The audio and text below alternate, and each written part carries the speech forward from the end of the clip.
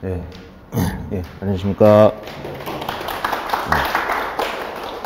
저는 이번 136회 건설안전기술사 필기를 합격한 박기범이라고 합니다. 그리고 전에 여기 모의고사반을 제가 작년 11월 달 그때 아마 개강했을 걸로 알고 있는데, 그때 개강해서 올 1월 초까지 모의고사반을 수강을 했고요.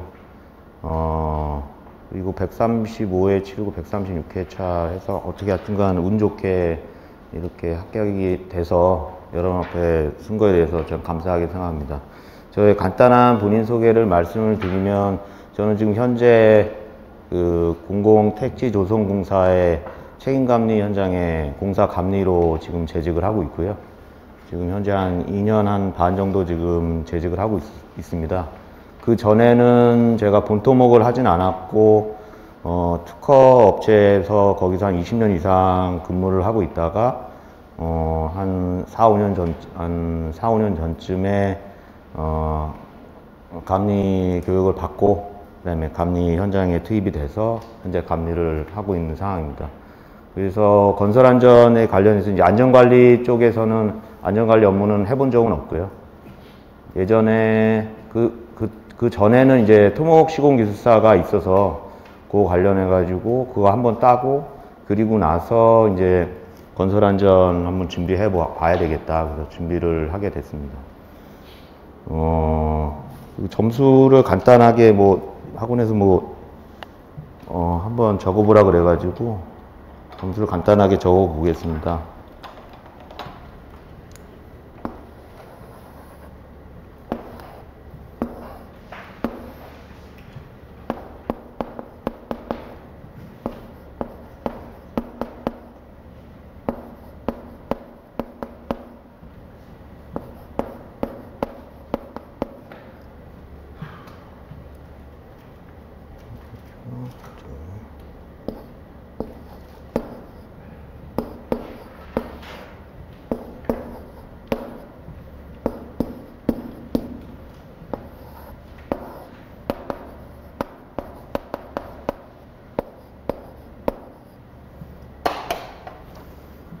예, 제가 지금 점수는 지금 이렇게 지금 표현을 했는데요.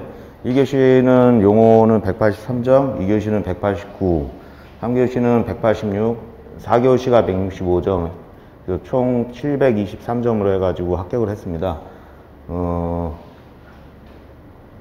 135회 차도 제가 봤을 때는 이와 비슷하게 썼다고 생각을 했는데, 특히 이제 이 4교시 같은 경우에는 한 2, 3교시에 준하는 걸로 해서, 제 지식을 총동원해가지고 썼다고 했는데, 165점밖에 안 나와가지고, 그거에 대해서는 솔직히 좀 의문은 좀 들어요.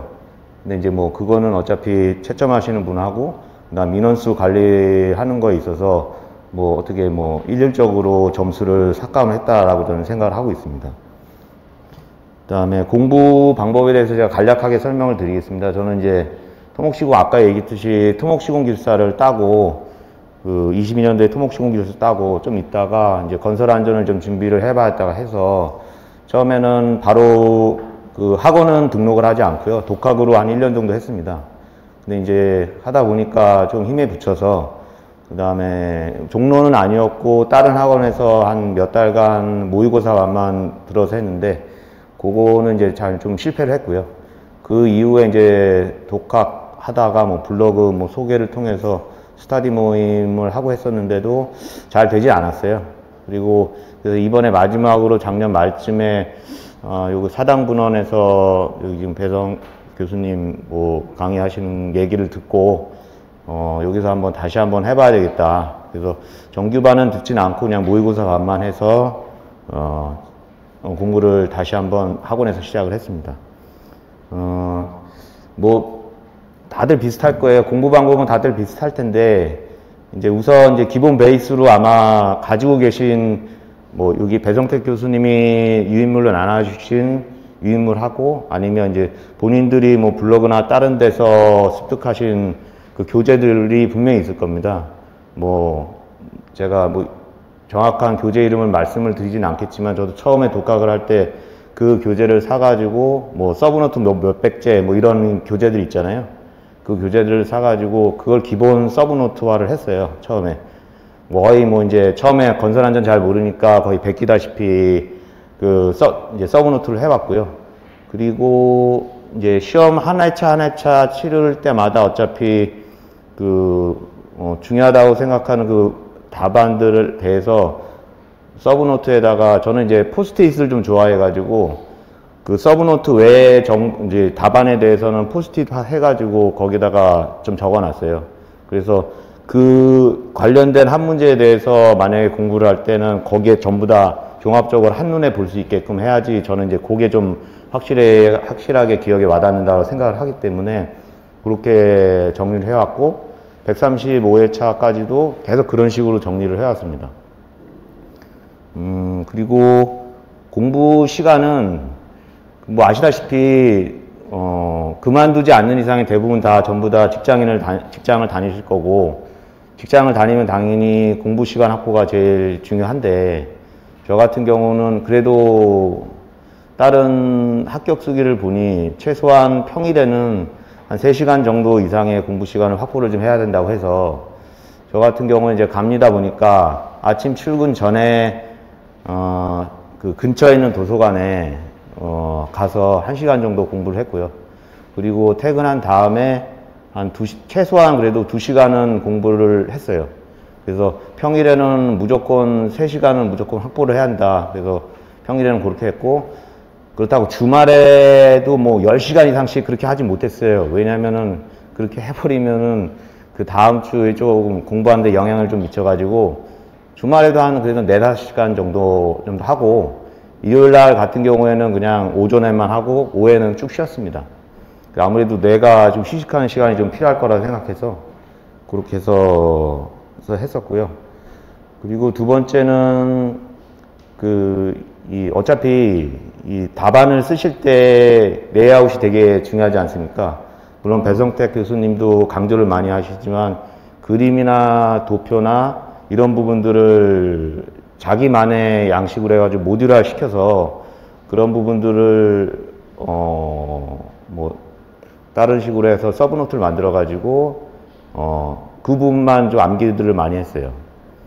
그리고 항상 그 페이지, 서술 같은 경우에 페이지마다 그림은 무조건 2개 이상 넣는다는 생각을 하고 만약에 본인이 그림을 못 넣는다 하면 무조건 표나 그 다음에 순서도라 하면 아시겠지만 가로로 된 순서도도 있고 그 다음에 세로로 된 순서도도 있는데 저는 서술 같은 경우에는 세로로 된 순서도를 이용을 해가지고 많이 했어요. 그래야지만 시간 세이브가 많이 되더라고요.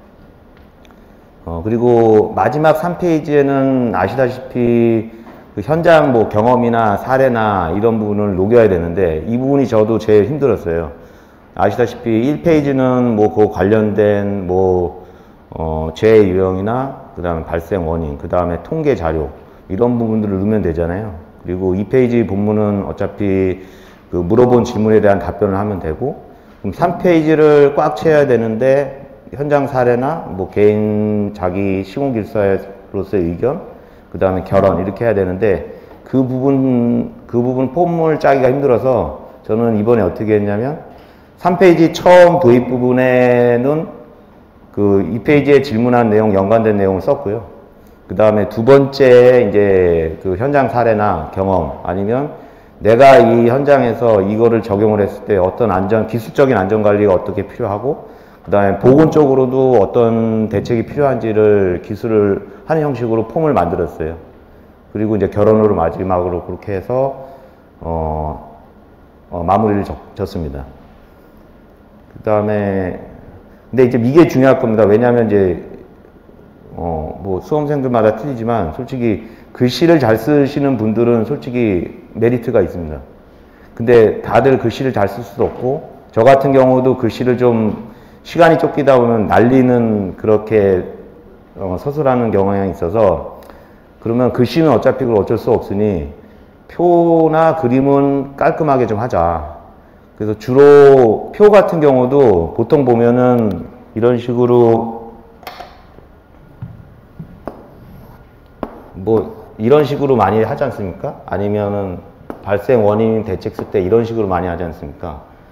근데 제 동기 중에 건축시공기술사 1차 합격한 사람이 있는데 얘한테 한번 물어봤더니 너는 어떻게 이 표를 작성을 했냐 하니까 여기를 다 막았다 그러더라고요. 근데 이게 꼭 정답은 아닌데 이런 식으로 다 막았다 그래서 이런 식으로 막아 놓으니까 그래도 좀 표가 깔끔해 보이더라고요. 그래서 136회만 유독 표를 무조건 그릴 때 이런 형식으로 그렸어요. 이런 형식으로 그래서 좀 뭐랄까 채점자들한테 좀 깔끔하게 보일 수 있는 인상을 좀 남겨보자. 그래서 이제 그렇게 좀 했고요. 그리고 그 다음에 이제 제가 이제 표현 방법, 시간을 말씀드렸는데 마지막으로 이제 동기부여가 가장 중요한 것 같아요. 뭐 아시다시피 저는 현업에 그 20년 있다가 그 다음에 이제 감리 생활을 한 지 뭐 불과 한 3, 4년밖에 안 되는데 뭐 그 나올 때 뭐 좋은 관계로 해서 나오진 않았어요. 그러다 보니까 이제 미래에 대한 좀 걱정도 많이 했고 그리고 더 이상은 이제 월급 받고 생활하는 게 쉽지는 않겠다. 그래서 이제 요 기술사를 좀 땀으로써 나중에 뭐 아시다시피 뭐 건설 안전 쪽이니까 재해방 전문 지도 기관이라든가 안전 컨설팅 업체에 들어가서 거기서 좀 경험을 한 다음에 물론 이제 산업안전지도사를 뭐 따야 하겠지만 1인 기업을 좀 해봐야 되겠다라는 목표가 있었어요. 그래서 이제 그거를 하기 위해서는 먼저 그래도 건설안전기술사도 중요하지만 토목시공도 중요할 것 같다. 그래서 토목시공기술사를 1차로 먼저 땄고요. 그 다음에 건설안전기술사가 좀 오래 걸리긴 했지만 건설안전기술사를 그 다음에 이제 준비를 하는 형태여서 그 시간을 3시간 확보한다는 것 자체가 좀 쉽지 않잖아요. 근데 이제 항상 나는 이거를 해야지만 이제 그 다음에 먹고 살 수 있겠다라는 그 동기부여가 확실히 있었기 때문에 계속 그거 되뇌면서 그 공부를 수험 생활을 했었던 것 같습니다. 그러니까 여러분들도 지금 솔직히 수험 생활 좀 하고 계시지만 되게 힘들잖아요. 저는 이제 비유를 하면 이제 그 터널에 있다고 생각을 해요. 그래서 이제 저도 터널에 있다가 지금 어슴풀에 지금 터널 막장이 아닌 지금 터널 출구 쪽으로 좀 빠져나온 걸로 좀 생각하고 있는데 그 수험생활이 힘들긴 하지만 여하튼 간에 본인만의 동기부여를 조금 가지고 계셔서 그것만 가지고 계시다 그러면 수험생활을 좀 지속적으로 하면 분명히 본인 운때의 그 시기가 100% 저는 온다고 저는 확신하거든요. 그래서 그거를 가지면서 수험 생활을 좀 지속을 했으면 100% 합격을 하실 수 있으리라고 생각합니다. 예, 이상입니다. 예.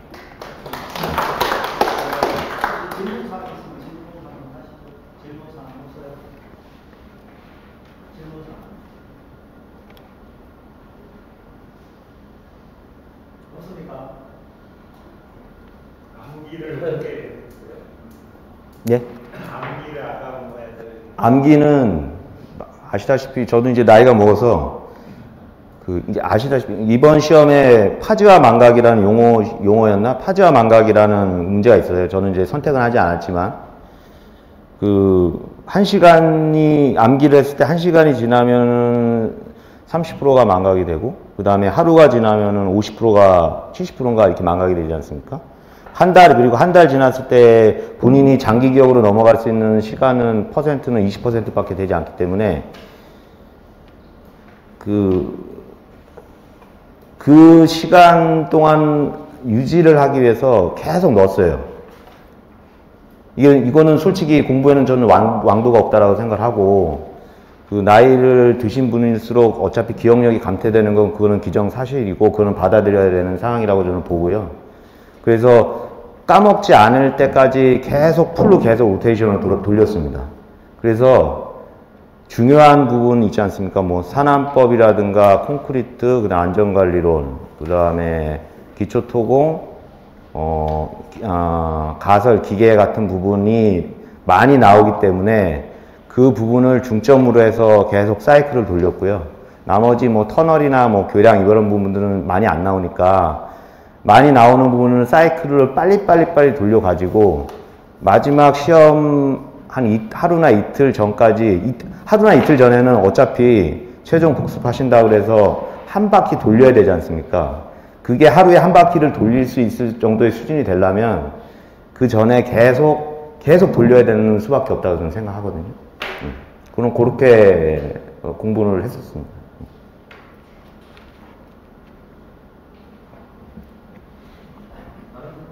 예. 현장 사례를 매 답안마다 넣었습니다. 예? 현장 사례를. 아, 그러니까 이제 그게 솔직히 현장 사례를 매 답안마다 넣었다는 거는 솔직히 그거는 쉽지는 않더라고요. 쉽지 않아서 현장 사례 대신에 개인 의견을 넣었어요.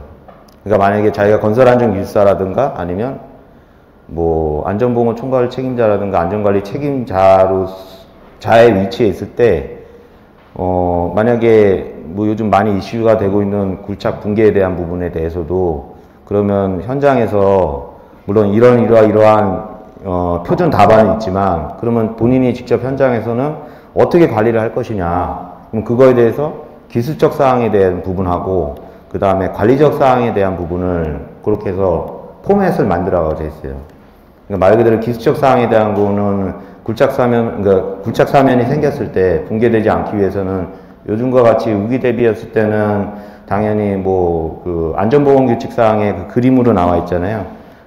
사면 위에 상부 쪽에 배수로 축구를 설치한다든가 사면 붕괴를 막기 위해서 천막 등으로 해가지고 부양을 한다든가 그런 게 이제 기술적인 대책이 될 거고, 그 다음에 관리적 대책으로는 뭐 그거는 좀 특이한 건 아닌데 TBM이랑 그다음 위험성 평가나 TBM을 중점적으로 실시를 한다. 그리고 정기적인 안전교육을 실시를 해서 뭐 근로자들한테 그런 재해에 대한 부분들은 주지를 시킨다. 그런 식으로 해서 전 나름대로 폼을 좀 만들었어요. 현장 사례를 넣지 않는다 그러면은 그렇게 해서 만들어가지고 3페이지를 채웠어요.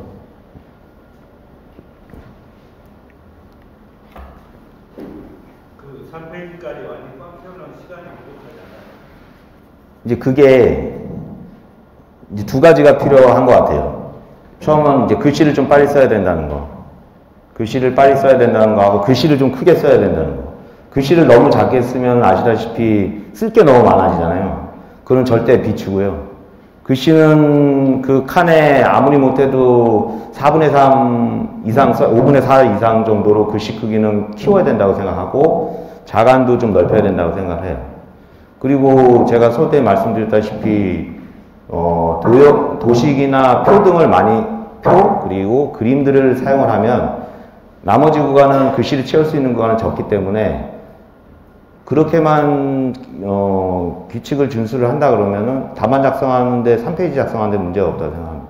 그래서 저 같은 경우에는 솔직히 3페이지 작성하는 데는 25분이라 그러면 한 22분, 23분 내는 다 작성을 했었어요. 물론 이제 그렇게 하기 위해서는 계속 쓰는 연습은 당연히 해야 되는 건 맞고.